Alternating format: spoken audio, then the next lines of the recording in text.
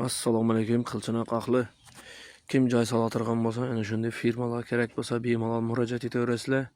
Mana bir yerda firmalar ham tayyor bo'lyapti, bir tarafda joy ham solinib turibdi. Kimga shunday xizmatlar bo'lsa, bemalol aloqa chiqaverasizlar. O'tkazishga shoshilmang, eshiting oxirigacha. Hozirgi gapiradigan gaplarim aynan hozirgi holatingizga to'g'ri kelsa, kommentariyaga to'g'ri topdingiz. Shu narsalarni boshdan o'tkazyapman deb yozib ketasiz. Videoga bitta like bosib qo'ying. Avval atrofingizda yurgan insonlar soni hozir kamayib qoldi. U insonlarning muomalasi avvalgidek emas, boshqacha munosabatda. Xuddi o'zingizni yolg'iz his qilyapsiz. Keraksiz bir insondek his qilyapsiz. Shunaqa, u insonlarga hozir kerak emassiz. Sizni foydangiz tegmay qoldi ozgina.